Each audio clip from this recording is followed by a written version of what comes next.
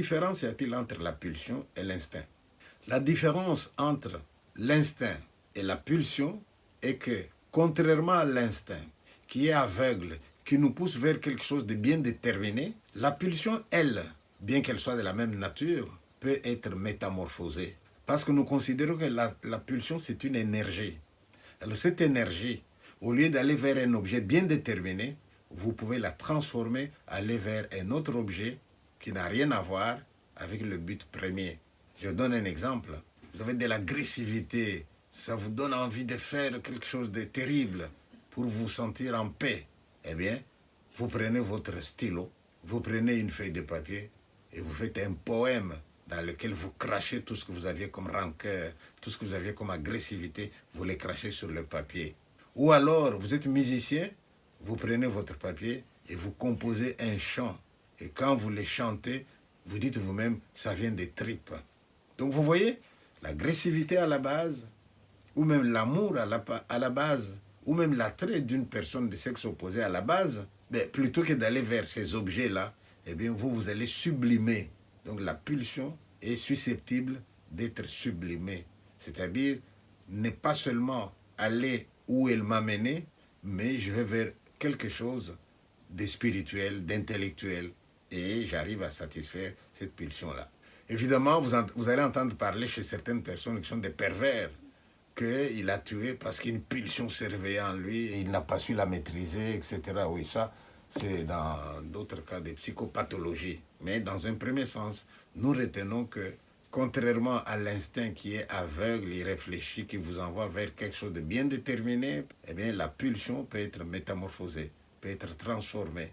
À ce moment-là, primitivement, elle m'envoyait vers l'agression de quelqu'un, eh bien, moi, je prends mon papier et je fais un poème, je fais un chant. Et toute la colère que j'avais se retrouve maintenant dans mon poème.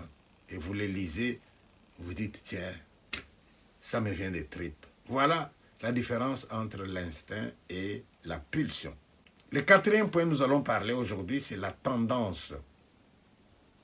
Imaginez que vous avez fait du sport, vous avez fait le marathon, vous avez parcouru, je ne sais pas, 20 km, et vous arrivez au point d'arrivée, ouf, vous êtes fatigué. Et pendant que vous êtes là, dans les gazons, en train de vous reposer parce que vous êtes fatigué, moi je viens avec une bouteille de coca, ou de Fanta, ou d'une autre boisson, ou de l'eau, je dépose à 1 mètre de vous.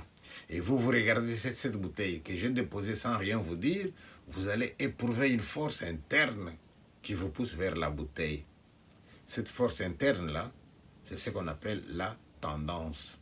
Alors pour qu'il y ait tendance, il faut qu'au fond de l'individu, il y ait un besoin de se désaltérer, dans l'exemple que j'ai donné. Mais il faut qu'il y ait dans le milieu un objet susceptible de satisfaire ces besoins que nous avons. C'est alors qu'il y aura tendance. Si vous avez marché, vous êtes fatigué, et vous arrivez, vous vous posez quelque part, moi je prends une balle de football, je mets à 1 mètre de vous, il n'est pas dit que vous allez éprouver une force interne qui vous pousse vers la balle. Ce n'est pas de ça que vous avez envie.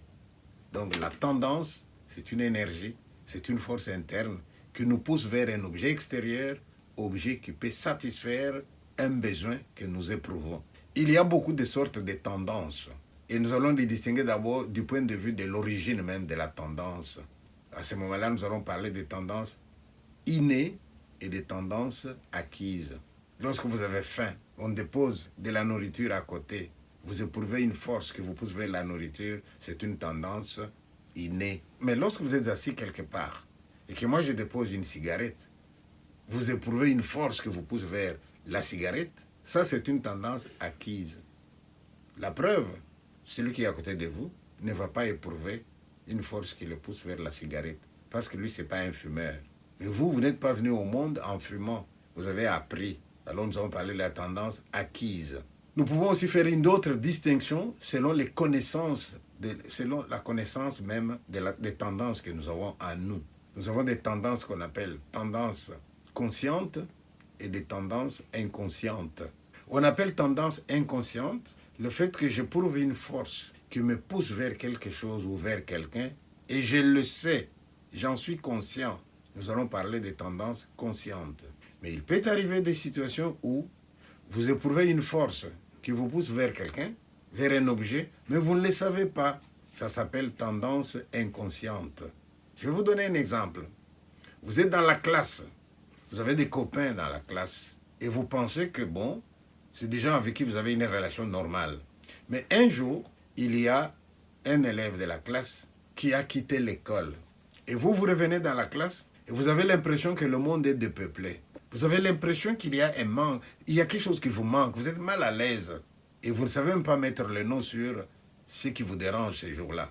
Mais à force de réfléchir, vous dites, mais tiens, c'est peut-être à cause d'un tel qui est parti. Pourtant, quand il était là, on s'est disputé tout le temps. Vous aviez beau vous disputer, mais vous aviez quand même quelque chose de la sympathie, un élan vers lui. Mais vous ne le saviez pas.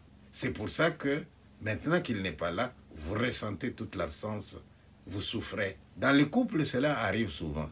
J'aime ma femme, mais je ne vais pas me l'avouer. Par orgueil, j'ai dit n'importe quoi. Il arrive que ma femme me dise, fais attention, un jour j'en aurai marre, je m'en irai. Et quand je vais partir, tu vas penser à moi. Quand il dit, quand je vais partir, tu vas penser à moi. Souvent l'homme dit, ouais, ben, tu peux partir. Hein? Et les jours où la femme est partie, où la femme est décédée, l'homme devient inconsolable. Et ça veut dire quoi? Alors que pendant qu'elle était là, tu avais donné l'impression de ne pas t'attacher à elle. Donc, tendance consciente, tendance inconsciente. Nous pouvons aussi distinguer les tendances selon les finalités. À ce moment-là, nous avons dit tendance bonne et tendance mauvaise. Qu'est-ce que j'appelle tendance bonne? Vous êtes jeune, vous marchez, et le long de la route, vous voyez une vieille dame ou un vieux monsieur avec un fardeau sur l'épaule. Il marche péniblement. Et vous, malgré le programme chargé que vous aviez, vous vous arrêtez, vous allez aider cette dame. Et les gens disent, lui, il est toujours comme ça. S'il voit quelqu'un dans le pétrin, il est toujours là pour l'aider. Ben oui, c'est une tendance bonne, tendance à aider les gens. Mais vous en avez aussi. Lui, il éprouve comme ça, comme s'il y avait un démon en eux, il éprouve toujours tendance à faire du mal. Quelqu'un passe, il ne vous a rien fait. Et vous sentez en vous l'envie de lui donner une gifle et de passer votre chemin. Tendance mauvaise. Nous pouvons maintenant nous poser la question. Si nous avons des tendances dont nous sommes conscients et des tendances dont nous ne sommes pas conscients, comment faire alors pour connaître nos tendances? Les moyens pour connaître nos tendances. Il n'y en a que deux. Premier moyen, c'est l'introspection. Rappelez-vous, dans les méthodes utilisées en psychologie, nous avons parlé de l'introspection, c'est-à-dire l'observation interne de soi-même. Vous allez au-dedans de vous, vous vous concentrez pour voir. À ce moment-là, c'est là l'introspection. Grâce à l'introspection, vous pouvez savoir quelles sont vos tendances. Imaginez que quelqu'un vous surprenne. Tiens, cite-moi n'importe quel objet, je te l'achète tout de suite. Et toi, dans la précipitation, tu dis tel objet, on te le donne. Mais ton voisin de classe dit moi tel objet, tel objet, tel objet, tel objet. À la fin, vous regardez les objets des autres et vous devenez triste. Mais quoi? Ben, si j'avais bien réfléchi, c'est pas ça que j'aurais demandé l'autre. Ah, donc vous n'avez pas pris le temps d'aller au-dedans de vous-même. On va vous dire qu'il fallait réfléchir. C'est-à-dire aller au-dedans de vous-même et voir qu'est-ce qui pouvait être vraiment l'objet qui allait vous satisfaire le plus. Donc, l'introspection nous aide à entrer au-dedans de nous-mêmes et de voir quelles sont nos tendances. C'est pour ça que parfois, il faut savoir s'arrêter sur soi-même, se taire et aller au-dedans de soi-même, voir les tendances. À ce moment-là, vous pouvez aussi canaliser des bonnes tendances et des bonnes. Deuxième moyen pour connaître nos tendances, c'est ce qu'on appelle l'obstacle. L'obstacle, c'est quoi? Ça veut dire, quand l'objet est là, vous avez l'impression que c'est un objet comme les autres. Mais maintenant, s'il y a un obstacle qui s'interpose, qui vous empêche d'atteindre cet objet-là, le manque que vous éprouvez vous fait prendre conscience de ce que cet objet-là valait pour vous. C'est l'exemple que nous avons donné tout à l'heure d'une femme qui dit à son mari, les jours où je ne serai plus là, tu penseras à moi, mais ça sera trop tard. C'est pour ça qu'il y a un proverbe qui dit, le bonheur, on le reconnaît au bruit qu'il fait en partant, en disparaissant. C'est-à-dire l'objet est là, vous avez l'impression qu'il vous est indifférent. Et lorsque cet objet n'est plus là, oh, mon Dieu, qu'est-ce que vous souffrez? Eh bien, c'est ça l'obstacle. Vous ne pouvez plus voir cette personne parce qu'elle est décédée. Vous ne pouvez plus voir cette personne parce qu'elle est partie. Vous ne pouvez plus voir cette personne parce que quelqu'un d'autre l'a pris avec plus de valeur. Et là, vous prenez conscience. Vous n'avez jamais vu dans la rue, comme ça, au marché ou dans la rue, vous êtes en train de marcher, et vous voyez un homme en colère, il est en train de chercher à se battre avec un autre. Et on vient séparer, mais qu'est-ce qui se passe? Qu'est-ce qui se passe? Eh bien, l'homme qui veut agresser là, il était marié et il maltraitait sa femme. Tu peux partir, même si tu pars, ça ne me fera rien. Il a répété, la femme a supporté, tout le monde a conseillé, il n'y a rien qui change. Un jour, madame a fait ses valises, elle est partie. 1 an, 2 ans après, madame a trouvé quelqu'un d'autre qui, lui, a appris à la respecter. Et la dame rayonne maintenant. Elle est épanouie. Elle passe sur la route, bras dessus, bras dessous, avec son nouveau mari. Et l'ancien, il voit, il vient faire maintenant la guerre. Non, c'est ma femme. Et attends, tu l'as répudiée, monsieur. Ça fait 2 ans qu'elle est partie. Et là, non. Il va même pleurer. Rentre à la maison. Je pardonne tout. Rentre. Nous avons déjà vu ces situations-là. Donc, tu vois, pendant qu'elle est là, non, tu ne la prends pas au sérieux. Mais maintenant qu'elle a disparu, qu'il y a un obstacle, maintenant, l'autre homme là, c'est un obstacle. Le divorce, c'est un obstacle. La mort, c'est un obstacle. Donc, vous ne pouvez plus voir cette personne-là. Et là, le vide qui va se créer en vous, vous fait prendre conscience de ce que la personne valait pour vous. Donc, vous avez une tendance à aller vers elle, mais vous ne saviez pas. Alors, les tendances dans la vie de l'homme, qu'est-ce qu'elles peuvent prendre comme forme? Les tendances dans la vie de l'homme peuvent être regroupées en 3. Il y a ce que nous appelons les tendances personnelles, ce que nous pouvons appeler tendances sexuelles et familiales, et ce que nous pouvons appeler tendances sociales.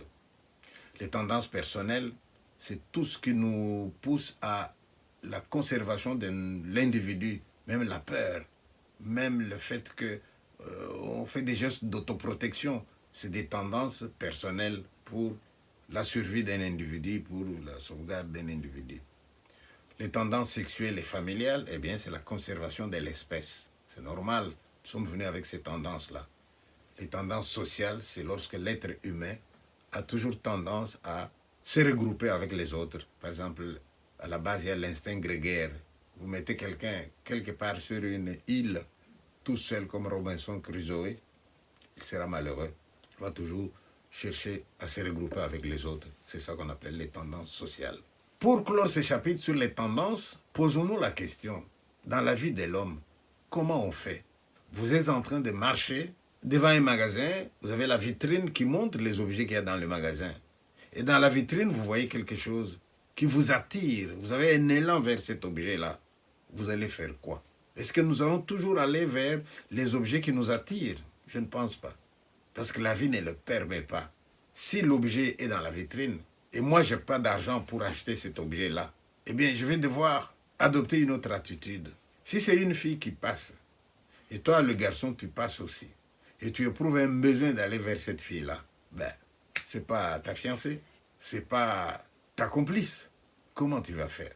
C'est pour ça qu'on dit que en matière de tendance dans la vie de l'homme, l'homme a la capacité de refouler ses tendances.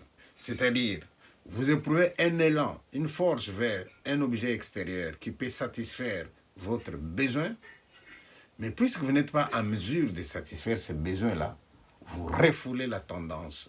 Refouler la tendance, c'est la chasser du champ de la conscience vers l'inconscient. Tiens, j'ai des idées bizarres qui m'arrivent, allez. Et tu fais même la main comme ça, qu'on peut dire, idée, va-t'en. Mais elle va où? Elle va dans l'inconscient. Elle existe toujours, hein, mais elle va dans l'inconscient. C'est ce qu'on appelle le refoulement des tendances.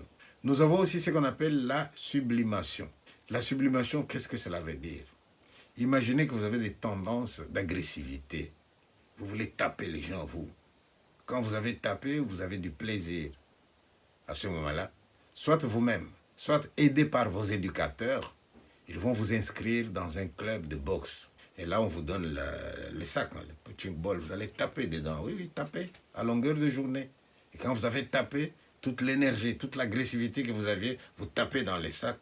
Vous êtes fatigué, ouf. Eh bien, ça, c'est ce que nous pouvons appeler une sublimation. C'est-à-dire, plutôt que de taper quelqu'un pour lui faire du mal, eh bien, cette agressivité-là, vous allez l'utiliser dans les domaines tels que le sport. Vous transpirez, vous allez même gagner des médailles. Si c'est au football, vous allez gagner les championnats. Et ça va faire la joie de tout un pays.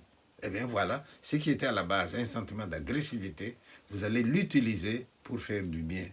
Sublimer, ça veut dire utiliser, guider, aiguiller les tendances que nous avons vers quelque chose de supérieur. Voilà. Nous avons aussi ce qu'on appelle la socialisation des besoins ou des instincts. La socialisation, ça veut dire rendre sociale cette tendance-là que vous avez en vous. Et là, c'est l'exemple des sports. Attention, j'ai utilisé déjà les sports pour la sublimation. Quand c'est au niveau de l'individu, au niveau personnel, l'énergie que vous avez, vous l'utilisez pour quelque chose de bien, eh bien, nous allons dire donc sublimation. Mais quand on dit socialisation, c'est-à-dire, ah, vous voulez vous battre? Bien, venez, on va vous aider. J'ai vu, par exemple, un missionnaire chez un peuple quelconque, je ne me souviens pas, qui avait l'habitude de se battre tout le temps. On allait se tirer avec des flèches, etc., etc. Bien, là, ça veut dire, tiens, ils ne sont jamais tranquilles quand ils ne se sont pas battus, c'est des tribus là. Eh bien, le type a réussi à instaurer dans cet endroit-là une coutume qui voulait que, une fois par mois ou par an, où la périodicité n'a pas d'importance, les deux tribus se retrouvent. Mais ils vont s'affronter, soit avec une corde, vous êtes de l'autre côté, nous on est de l'autre côté, on tire. Qui va gagner? Eh bien, ceux qui gagnent, on leur donne un cadeau. Ouais, tout le monde applaudit, les autres ont perdu. Mais en attendant, ceux qui ont perdu se préparent. La fois prochaine, vous allez voir. Donc, on commence à se retrouver dans des joutes sportives pour exprimer cette agressivité-là. Un autre exemple, l'instinct sexuel. La tendance, l'instinct à la base, la tendance ensuite qui vous pousse vers le sexe opposé. D'accord. Mais qu'est-ce que vous faites lorsque cette tendance vous pousse vers une fillette qui n'a pas votre âge?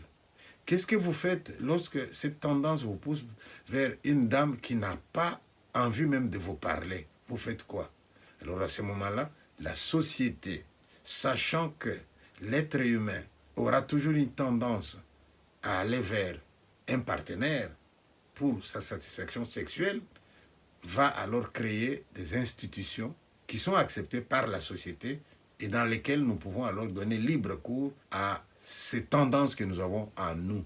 On peut donc dire que le mariage, par exemple, c'est une institution qui permet la socialisation des instincts et des tendances. On vous dit, vous voulez une femme? Très bien, mais choisis une, pas toutes. Et vous choisissez une. Madame, vous voulez un homme? Très bien, choisissez un. Vous les choisissez? On va vous marier, la société vous bénit. Allez-y, vous allez vivre chez vous. Voilà en matière de tendance dans la vie. Qu'est-ce qui va se passer lorsque vous avez une tendance qui vous pousse vers un objet, mais là, vous ne pouvez vraiment pas le satisfaire? À ce moment-là, vous allez être frustré. La frustration, c'est l'état un peu désagréable dans lequel nous nous retrouvons parce que nous n'avons pas su satisfaire un besoin que nous éprouvons. On appelle ça la frustration. La frustration nous permet aussi de distinguer les besoins qui sont en nous. Nous avons des besoins que nous appelons des besoins primaires. J'entends par besoins primaires les besoins qui sont impérieux, qui doivent être à tout prix satisfaits. Si vous n'avez pas satisfait ces besoins-là, vous risquez même de mourir. C'est le cas de la nourriture, c'est le cas de la soif. Si vous ne mangez pas, vous allez mourir. Si vous ne buvez pas, vous allez mourir. Les besoins de nourriture, les besoins de nutrition, c'est des besoins primaires, impérieux, qui doivent à tout prix être satisfaits. Nous avons aussi des besoins qu'on appelle besoins secondaires. Par exemple, nous avons besoin d'affection. Mais si vous n'avez pas l'affection, vous n'allez pas forcément mourir. Mais c'est quand même des besoins secondaires. On a envie de se sentir proche des gens, de se sentir protégé. C'est des besoins qu'on appelle besoins secondaires. Dans les besoins secondaires, vous avez par exemple les sentiments que nous avons ou les besoins que nous avons de chercher à être aimé, à être considéré, à être quelqu'un sur qui l'on peut compter. Et là-dedans, il faut citer aussi le besoin de valorisation. Mais n'oubliez pas que besoin de valorisation, mais il faut chercher d'abord à se valoriser soi-même aussi. Puisque nous avons dit que la frustration nous met dans un état un peu difficile où on se pose la question, mais qu'est-ce que je deviens? On est mal quand on est frustré. Comment est-ce que l'être humain réagit à la frustration? Réaction à la frustration. Vous avez des gens capables de se maîtriser. À ce moment-là, le besoin qui n'est pas satisfait peut devenir une source d'une force nouvelle avec laquelle il va faire autre chose. Il est capable de se maîtriser. Deuxième réaction à la frustration, c'est être tolérant. Comprendre que la vie est ainsi faite, qu'on ne va pas avoir de satisfaction partout et à tout moment, dans n'importe quelle circonstance. Il y a des moments où, bon, La vie, elle est comme ça. On accepte. Ça veut dire être tolérant. Vous avez aussi ce qu'on appelle la rationalisation. La rationalisation signifie trouver une raison qui vous fasse accepter la frustration. Imaginez par exemple que vous êtes dans un pays où le bus n'arrive jamais à l'heure et vous n'êtes même pas sûr que le bus arrivera. Alors il y a un qui arrive et vous courez. Juste au moment où vous arrivez, le bus s'en va. Oh, quelle frustration. Mais devant cette frustration, on vous entend dire oh, qu'est-ce qu'il était bondé ce bus. Je ne peux pas entrer dans un bus comme ça. Donc vous trouvez la raison. Il était bondé, il y avait trop de gens, je ne pouvais pas y aller. Alors que non, vous l'avez raté. Donc vous vous trouvez une raison pour rationaliser. Voilà, rationaliser, ça veut dire trouver à tout prix une raison qui nous fasse accepter la frustration. C'est une réaction que je trouve négative. Et vous avez aussi la négation. On vous dit par exemple que votre ami là que vous aimez bien, il est décédé. Et vous vous dites non, c'est pas vrai. Mais pourquoi vous dites c'est pas vrai? Parce que la réalité qu'on vous annonce est tellement difficile à accepter que vous trouvez bon de dire c'est pas vrai. On appelle ça le déni. Nous sommes dans la négation. Voilà ce qu'il faut savoir sur les tendances. Récapitulons un peu. Nous avons des besoins en tant que personnes humaines. Ces besoins trouveront dans la nature où nous habitons des objets qui peuvent les satisfaire. Et chaque fois qu'il y aura dans la nature un objet capable de satisfaire le besoin que je prouve, eh bien moi j'éprouverai alors un élan, une force interne qui me pousse vers l'objet. Cette force interne, on l'appelle la tendance. Elle peut être consciente, je le sais, elle peut être inconsciente, je ne le sais pas. Et dans la vie de l'homme, nous n'allons pas satisfaire toutes nos tendances, nous pourrons soit les refouler, nous pourrons soit sublimer, nous pourrons soit socialiser. Voilà.